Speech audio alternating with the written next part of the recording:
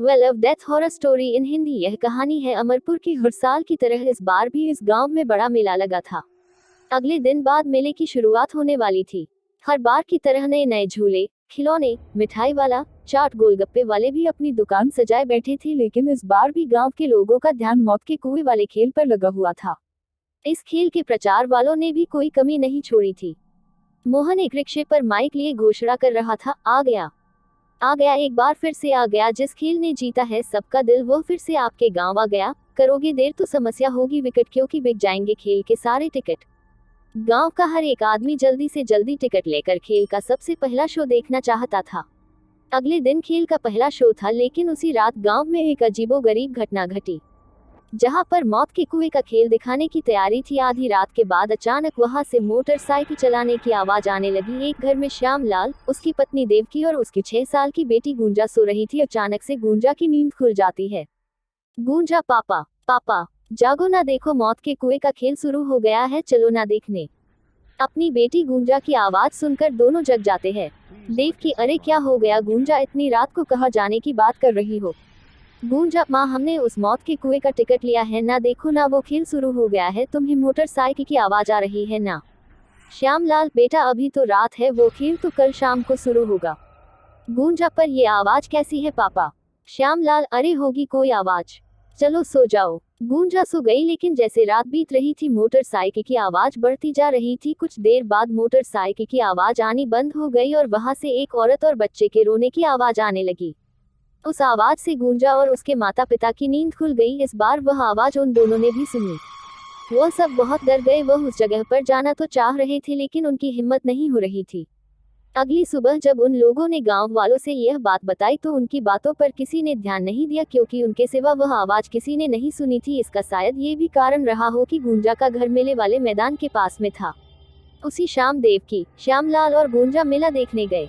चारों ओर लोगों की भीड़ थी। कोई झूले पर बैठा चिल्ला रहा था, तो कोई नए खिलौने हाथ में लिए मुस्कुरा रहा था, कोई जलेबियां देखकर लार टपका रहा था, तो कोई गोलगप्पे की दुकान पर बिना गिने गोलगप्पे खा रहा था। लेकिन गुंजा को तो इंतजार था मौत के कुएं का खेल शुरू होने का। वहां भी कई सारे लोगों की भीड़ थी।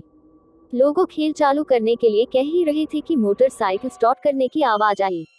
मोटरसाइकिल का चालक एक्सेलरेटर पर एक्सेलरेटर बढ़ाए जा रहा था। बाइक की आवाज पूरे मेले में गूंज रही थी।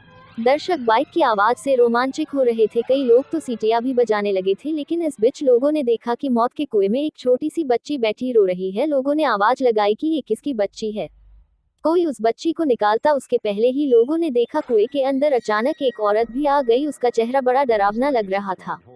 वह बच्ची उसके गोद में जाकर बैठ गई। लोगों ने देखा कि जब वो रहे हैं तो उनके आंखों से आंसू नहीं बल्कि खून निकल रहे हैं।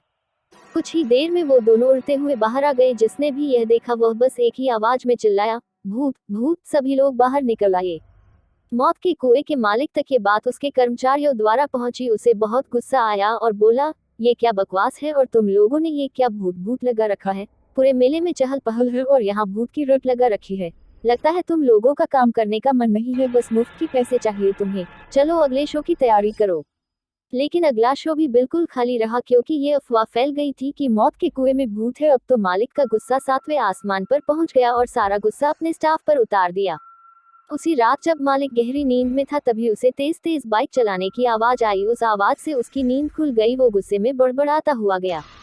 वहां पहुंचते ही वह जो देखा उसे अपने आंखों पर विश्वास नहीं हुआ। उसने देखा कि मौत के कुएं में एक आदमी लगातार बाइक चलाए जा रहा है। वह आदमी अपना सिर नीचे कर रखा है। मालिक ने उसे बुलाया, लेकिन मोटरसाइकिल के चालक ने कोई जवाब नहीं दिया। दूसरी ओर ये आवाज आसपास के पूरे गांव वालों को सुनाई दे रही थी। सभी को आश्चर्य हो रहा था कि आखिर इतनी रात को ये आवाज कैसी है। सभी को डर भी लग रहा था। फिर भी कुछ लोगों ने हिम्मत की और गांव के सरपंच जी के साथ में मेले में पहुंची। गुंजा भी श्यामलाल के साथ वहां पहुंची। वहां उन लोगों ने भी वही दृश्य देखा जो मौत के कुएं का मालिक देख रहा था। वह आदमी अब भी लगातार बाइक चलाए जा रहा था। तभी फिर से वही औरत और बच्ची अचानक से वहां आ गई। सभी गांव वाले उस औरत और बच्ची को गौर से देख रहे थे। तभी जो आदमी बाइक चला रहा था उसके सिर से खून बहने लगा। उसके खून से मौत के कुएं की पूरी दीवार लाल हो गई। कुछ देर बाद वो औरत और बच्ची उसी तरह रोने लगे। अब तो सारे गांव वालों की हालत खराब हो गई। किसी को कुछ समझ नहीं आ रहा था कि आखिर ये लोग हैं कौन। तभी मौत के कुएं का मालिक फिर से चिल्लाते हुए कहता है, अरे सुन नहीं रहे हो? तुम कौन हो? तुम लोगों को क्यों डरा रहे हो? क्यों तुम मेरे खेल को बदनाम कर रहे हो?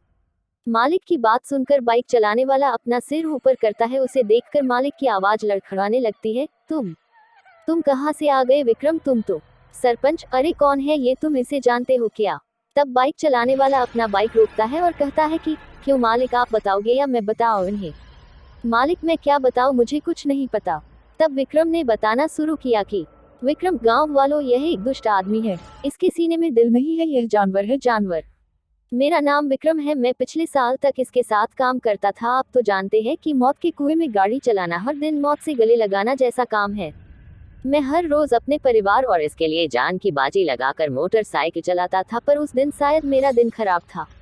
किसी दूसरे गांव में मेला लगा था। मैं अपना खेल दिखा रहा था कि अचानक मोटरसाइकिल का एक्सीडेंट हो गया और मेरा सिर कुएं के दीवार से जा टकराया। लगातार खून बहता रहा और मैं बेहोश हो गया और फिर मेरी मौत हो गई।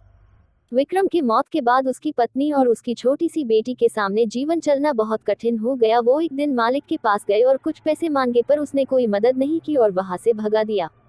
वे दोनों परेशान होकर बाहर चले आए। विक्रम की पत्नी ने किसी और जगह काम करने की कोशिश की, लेकिन कहीं काम नहीं मिला। भूखे प्यासे सड़क पर भटकते कई दिन बीत गए और फिर भूख से उन दोनों की भी मौत हो गई। विक्रम गांव वालों, आप लोग ही बताइए, मेरा और मेरे परिवार का क्या दोष था जिसकी हमें सजा मिली? अरे हम तो कलाकार हैं, इसी से हमारी रोजी चलती है, लेकिन कल को कोई हादसा हो जाता है तो मालिक हमें मरने को छोड़ देता है। हम पूरा जीवन आपके खुशी के लिए, आपके मनोरंजन के लिए काम करते हैं और बदले में हमें क्या मिलता है? विक्रम की बात सुनकर गांव वालों ने उस मालिक को मारने के लिए घेर लिया। मालिक, अरे मुझे छोड़ दो, मुझसे गलती हो गई। सरपंच, हम तुम्हें एक ही शर्त पर छोड़ेंगे कि तुम अपने यहाँ काम करने वालों की गारंटी लोगे कि उन्हें कुछ हो गया तो उस परिवार को बेसहारा नहीं छोड़ोगे। अरे आजकल तो बीमा होता है, क्यों नहीं सबका बीमा करवा देते? सरपंच की बात मालिक मान गया। उसने सभी काम करने वालों का बीमा करवाया। विक्रम जीते जी अपने और अपने परिवार के लिए कुछ नहीं कर पाया, लेकिन मरने के बाद अपने साथियों का भविष्य सुरक्षित कर दिया।